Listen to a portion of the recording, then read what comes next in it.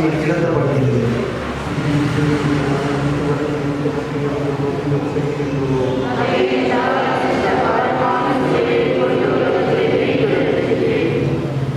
அருள் மிக பெற்றவருக்கு அவல நிலை.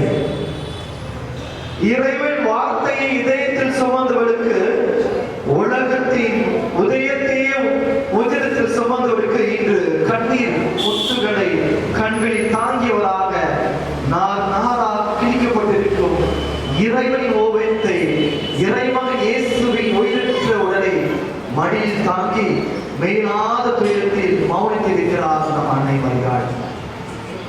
உலகிற்கு உயிர் கொடுத்தவர் இன்று உயிரற்ற உடலாய் உதிரத்தை பாலாக்கியவின் மடியில் கிடக்கிறார். இதுதான் உன் இதயத்தை ஒரு வாழ் கிழிக்கும் என்று சீக்கிரம் சொன்ன வார்த்தையோ? நண்பர்களே, வெந்ததை தின்று வீதியில் வாழ்ந்தால் சாவோம் என்று வாழ்வதா வாழ்க்கை? லட்சியமில்லாத மனிதன் நடந்து திரியும் பிணம். இலக்குகளோடு லட்சியத்தோடு வாழ்கின்ற போதுதான் வாழ்க்கையின் பங்குகளுக்கு நாம் அர்த்தம் சேர்க்கிறோம். அப்போது மரணத்தால் அழிக்க முடியாதவர்களாகிறோம். முதிர்ந்த வயதில் பெற்றோர் இருப்பது இயற்கை நியதி.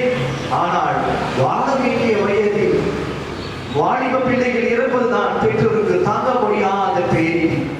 அதுவும் அகால மரணத்தால் வாலிபர் இறப்பதை அவர்கள் ஏற்கவே முடியாது. இளம் வயதினர் தம் மதியினத்தால் இறக்கும் தருணங்களை விலக்கி வாழ முயற்சி அளிக்க வேண்டாமா? தேவதாயின் மடியில் காலமெல்லாம் வாழ்வதற்கு பதில் நாம் உலக செல்வமே பெயர் தானே காலம் காலமாக வாழ்ந்து பாழாக்கிக் கொண்டிருக்கிறோம். இந்த உலகின் ஆன்மாவை நிலைவாழ்வுக்கு அழைத்து செல்ல வேண்டிய நாம் எரிநகரத்திற்கு அழைத்து சொல்கிறோமே, நாம் செய்தது சரிதானா? மனமே பதில் சொல். ஜெபம். நிறைவாழ்வின் ஊற்றே இறைவா, கடமைக்காக பணி செய்தோம்